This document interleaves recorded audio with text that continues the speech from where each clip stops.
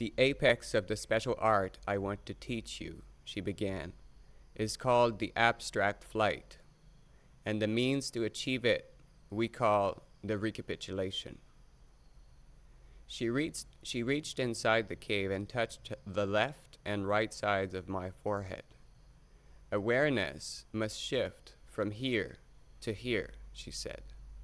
As children, we can easily do this, but once the seal of the body has been broken through wasteful excesses, only a special manipulation of awareness, right living, and celibacy can restore the energy that has drained out, energy needed to make the shift. I definitely understood everything she said. I even felt that awareness was like a current of energy that could go from one side of the forehead to the other, and I visualized the gap in between the 2 points as a vast space, a void that impedes the crossing. I listened intently as she continued talking. The body must be tremendously strong, she said, so that awareness can be keen and fluid in order to jump from one side of the abyss to the other in the blink of an eye. As she voiced her statement, something extraordinary happened. I became absolutely certain that I would be staying with Clara in Mexico. What I wanted to feel was that I would be returning to Arizona in a few days, but what I was actually felt was that I would not be going back. I also knew that my realization was not merely the acceptance of what Clara had in mind from the start, but that I was powerless to resist her intentions because the force that was maneuvering me was not hers alone. From now on, you have to lead a life in which awareness has top priority, she said, as if she knew I had made the tacit commitment of remaining with her. You must avoid anything that is weakening and harmful to your body or your mind. Also, it is essential for the time being to break all physical and emotional ties with the world. Why is that so important? Because before anything else, you must acquire unity. I'm going to skip a little bit. Being divided is our human condition, she admitted, but our division is not between the mind and the body, but between the body, which houses the mind or the self, and the double, which is the receptacle of our basic energy. Before birth, man's imposed duality doesn't exist, but that from birth on, the 2 parts are separated by the pull of mankind's intent.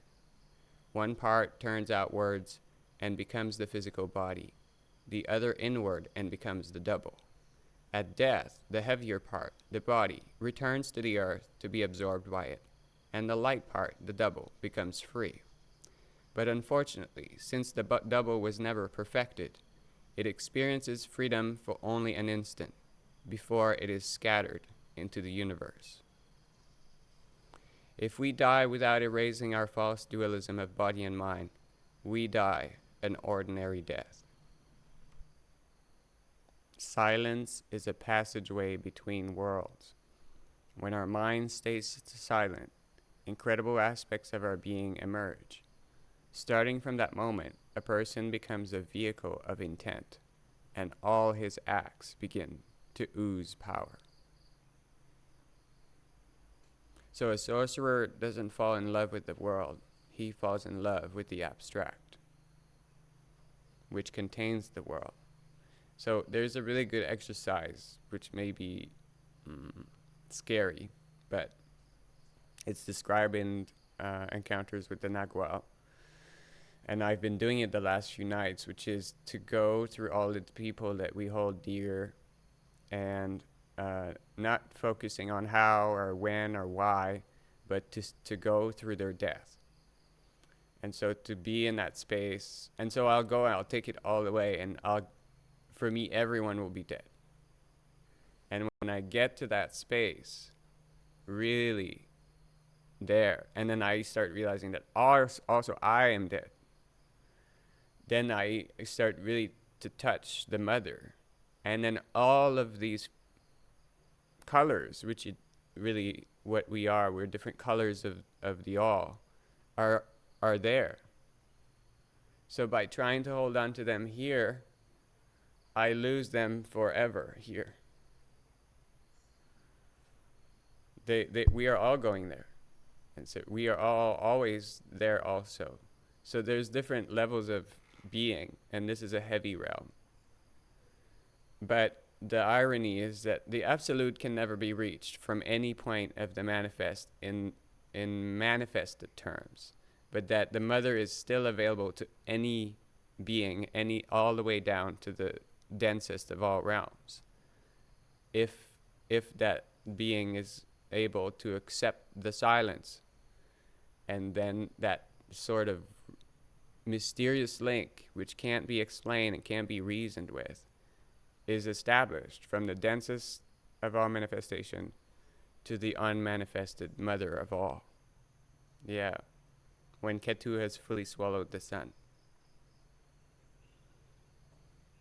And it's a purifying thing. We have eclipses personally. It happens, these moments when everything goes black in your mind, everything goes black sometimes even in your heart. And then there's this huge rebirth. It purifies.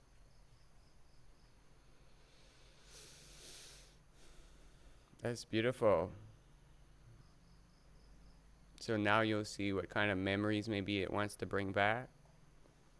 And you can explore those memories and see where you left your energy maybe and claim it back. And the Shivambu, I would say, is the physical manifestation of recapitulation.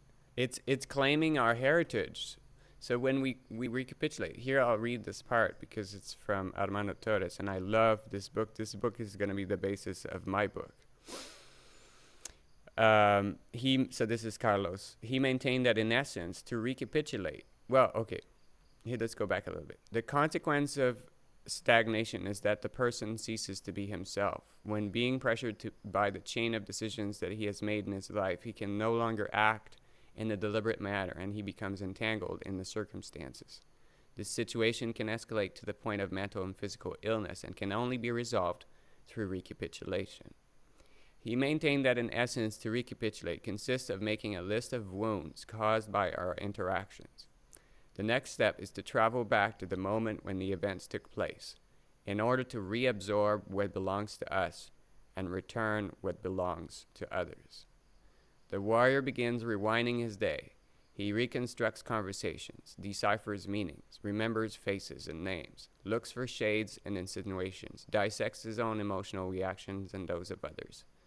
He doesn't leave anything to chance, grabs the memories of the day one by one and cleanses them through his breathing. He examines entire chapters and categories of his life. For example, partners he has had, houses he has lived in, schools, workplaces, friends, and enemies, fights, happy moments. The ideal thing is to attack the task in chronological order, from the most recent until the most distant. But in the beginning, it is easier to do it by topic. A very profitable form of the exercise accessible to all of us is the fortuitous recapitulation. This happens naturally. If you think about it, we are constantly recapitulating. All memories which conform to our internal dialogue can be called that. However, we evoke them in an involuntary way. Instead of stalking them in silence, we judge them and interact with them viscerally. That is pitiful. A warrior takes advantage of the opportunity because those memories, seemingly random, are warnings from our silent side. So we do it intentfully. Bedtime is good because the nighttime represents the death and the darkness and the past. But I do it sometimes on my bicycle, like while riding. The body can drive. I think the antivenom is the venom, because otherwise, why would it be there? It's when the venom interacts with our blood, it becomes the antivenom. So the healing for like a rape is to revisit the rape. ironically, if we can find the strength to go back to that moment. And this is where sometimes power plants can be useful, but Shivambu and fasting and good eating will outperform any psychedelic experience. I have experienced that now for myself. I was a big power plant user, and now I am done. I never thought I would say that. And yeah. But for beginners, psilocybin mushrooms, things like that, DMT will help them or force them to go to those memories with too much power where they can't pull back. So it can be useful. And that, if you know, Rahu is one of our greatest powers after the sun. But he's difficult to handle. But if you can get a hold of that, and perhaps sometimes when you can't afford to, if you want to do, your sleepless thing, this would be a perfect time to do a sort of recapitulation / lucid dreaming. Like sorcerers, Joel used to take caffeine late at night so that they wouldn't sleep. I don't know if he knows about Shivambu, but Shivambu would be one more powerful version of that. And I do it. I haven't been sleeping much, but I find that you have to be able to get a hold of your mind, because if it wants to go into these crazy places, if you can bring it back to the essential and then use that strong focus that it has to go really deep into these places, then it could give you really, really powerful and fast healing. And then after a while, it's kind of like when you start Shivambu, you're like, diarrhea and it's things coming out of your skin and stuff. But if you persevere and you go through that intensity, after not so long, like now I don't have this constant diarrhea and I can just cycle 70-80% constantly. And it forces me to keep, which is why now I've withdrawn myself from all these groups and all these friends that cost me too much. Because I'm sort of doing in the diet version of my social interaction is my mental diet, if you will. What I expose myself to, what kind of things I not just hear. It's okay to go to the cafe and hear people talk about taking more poison.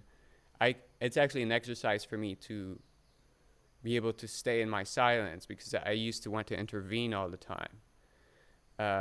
But when it's more difficult when there are people that I consider close to me.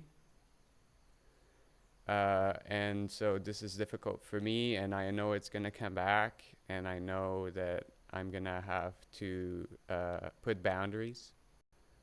It's like too much energy and nobody to talk to, nobody to share this with. And so we end up reconforming to social expectations in order to re-enter some social circles, and then going into the same cycle again, creating more entanglement that we have to untangle later. So the warrior's path can be very solitary, which is why I want to try to find more people if we can, but at the same time I'm not interested in just finding people to find people. It has to be genuine, so that we can have this channel, like, so you can tell us more. Maybe next time you tell us about some interesting recapitulation and how you just kept cycling at night and it was crazy and you had a really great moment. We're here to listen to that. The old sorcerers got a little bit trapped by astrology, and you can see how the controllers of this world now are using astrology, because they don't have real power, so they steal magical spell books from actually powerful people like Ptolemy and Iamblichus, and they kind of know how to use it, which is why they really like Venus or Lucifer and Saturn or Satan, because those two are very involved in the manifest, and what they want is pleasure. So they really follow eclipses too, because they know, like, Prince William was born right under an eclipse. They know exactly what they're doing. This was all like intended. So we can use a little bit of it, especially when it touches to the dragon, which is what the eclipse are, the Ketu and the Rahu. So the dragon is going to affect you quite a lot. And so it's good to keep track of where he is so that we know which planet of our birth chart he's touching. Like recently, I had a huge conflicting moment with everybody around me. I lost a lot of friends. We almost separated, me and Anna. And that was when Ketu was directly on my Pluto and my Mars. Or no, Mars, Rahu was on my Mars, and Ketu was on my Pluto. So it was very forceful. And Pluto is rebirth through destruction. So yeah, I completely wiped out my life. I was reading this book, which sort of like pushed me even farther, and I was like, you're all wrong, and fuck you suckers, and I'm I'm gonna go on the other side, and I'm gonna leave you behind. And so yeah, if we know ahead of time, then we can prepare. And like I said, if you know the minute of your sun, each day, almost each day, every 72 days, there's sort of a day that doesn't get it because the degree is bigger than a day. So it drifts forward. So when Anna was here a couple of weeks ago, my peak, 37 minutes, 26 seconds, was very, very early morning, like pre-dawn. And so my nights were crazy. And now it's like 1 o'clock, 1:30 p.m. It's drifting forward. And so my afternoons are crazy. And my nights are very inwards. But really, once we progress in the path, the moon gets weakened because she's really a false reflection of the sun. So, not a false reflection, but it's the ego. It's the part that we can actually obliterate, which is why it disappears. It's possible to make the moon go away, almost. The body will still like create its when we say somebody's lunatic, it's not a compliment. So, so the moon is up here, and it's really only useful to tell us how to use a screwdriver. But when it starts to get involved in how we should live our lives, how we should talk to our husband, it's preventing us from reaching our silence. So it's out of place. And you know probably what I mean. So when we progress in the path, we feel our sun more. That's why they say when people age, their sun starts to shine more and their moon less. This is a sign of maturity. So this is why I try to focus on the sun and feel it and not let the moon swing me around like the tide. But it will to an extent. But the water of Shiva helps. Om Bhurbuvaha Svaha Tatsaviturvareniyam Bargo Devasya Dhimai Diyo Yo Na Prachodayat. Thank you.